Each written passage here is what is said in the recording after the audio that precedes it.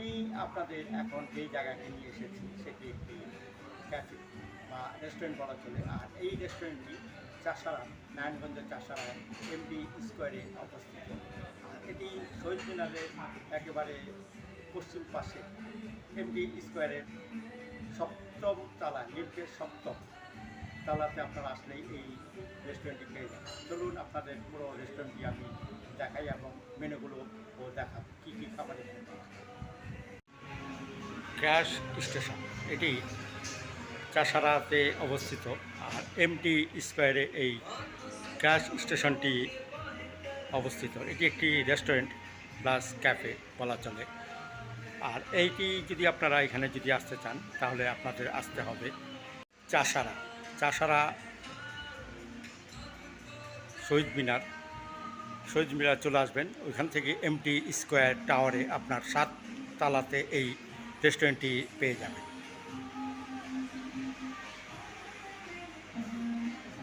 খুবই সুন্দর একটি ছিমছাম পরিবেশ বেষ্টিত একটি রেস্টুরেন্ট ক্যাফে। এখানে বসার প্রচুর জায়গা আছে। যদিও আজকে ছুটির দিন না, লোক সমাগম খুবই কম, তারপরেও আপনাদেরকে আমি যতটুকু দেখাচ্ছি খুব সুন্দর একটি পরিবেশ এখানে আছে। বসার জন্য অনেক রকমের জায়গা এখানে আছে। একটি কেবিনের মতো আছে, আপনারা শুয়ে বসে এখানে খেতে পারেন। এখানে আরেকটি আছে, এখানেও আপনারা বসে শুয়ে খেতে পারেন। এটি কেবিনের মতো। ডেকোরেশন খুবই চমৎকার এবং ইন্টেরিয়রও চমৎকার। এখানে একটি দোলনা আছে, দোলনাটিও চমৎকার। আমি পুরোটাই আপনাদেরকে দেখানোর চেষ্টা করছি। ছোট জায়গা হলেও এটি একটি সুন্দর জায়গা। আমি আপনাদের গ্যাস স্টেশন রেস্টুরেন্টটি দেখাতে নিয়ে এসেছিলাম। আর এই গ্যাস স্টেশনে যে খাবারের মেনু সেটি এখন আমি আপনাদের দেখাবো।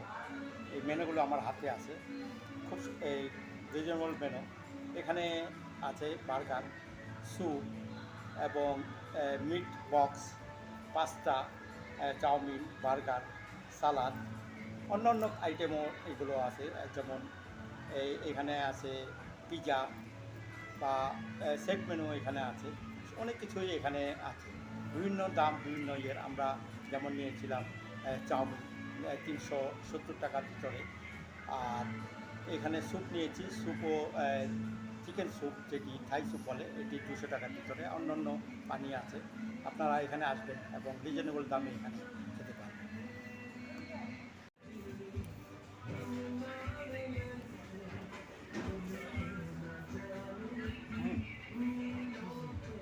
আমি আপনাদের এই গ্যাস স্টেশনটি সম্পূর্ণটাই আমি দেখিয়েছি আপনাদের।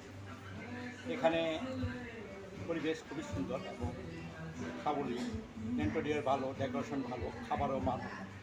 আপনারা এখানে আসবেন, আশা করি ভালো লাগবে।